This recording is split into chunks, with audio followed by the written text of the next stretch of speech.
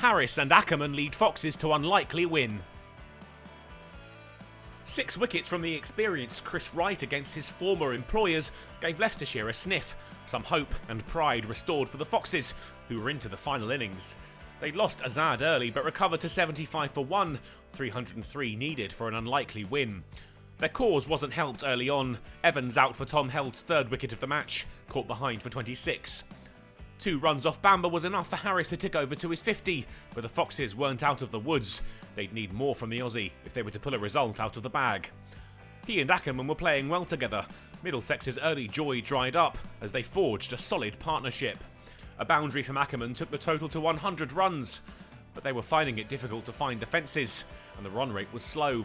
Their 50 partnership reached 12 overs later without a boundary scored. Some rediscovered fluency saw them tick to 150, with the session heading to lunch.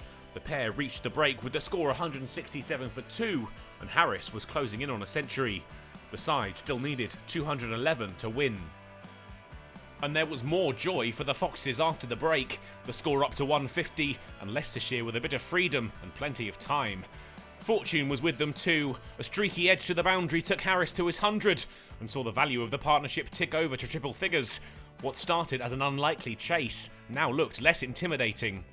No luck needed for Ackermann though. His boundary off Walalawita saw him to his half-century. Middlesex needed a wicket to G them up, and fast. It wasn't long before the total was up to 200, the targets tumbling, and the visitors looked like they were running out of ideas, heads dropping and shoulders slumping. The Foxes were full of confidence. Harris cleared the ropes to emphasise the point, the total now ticking over to 250, and the target was gettable. He had 150 to his name, a 19th boundary, this one off Bamber, taking him to the total. The Australian was taking the game away from Middlesex, and the target was now almost double figures. It was before tea. They'd reach it still together. Another great session for the hosts left them in need of 92 in the final session. They quickly breezed past 300 runs. The partnership was well over 200, and they were closing in on the highest of the season so far. But finally, Middlesex had another wicket. Harris unable to find his way to 200, out caught off the bowling of Walalawita for 185.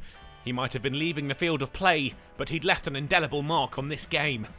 Ackermann's fine work had him on 100 shortly after his long-time partner's departure. Could the captain now be the man to see it home for Leicestershire after turning up for the first time in 2 years? He'd have to do without Hill, another for Walalawita in his next over, the number 5 out LBW for 2.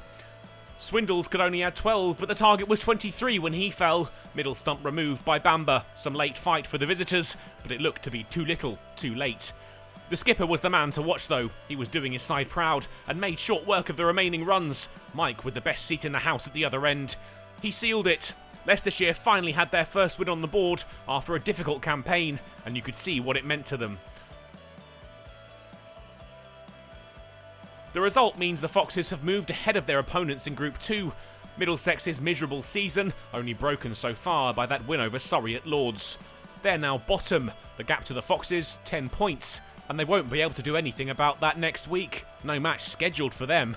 Leicestershire meanwhile will host Gloucestershire back here at the Upton Still County Ground, and they'll be in confident mood.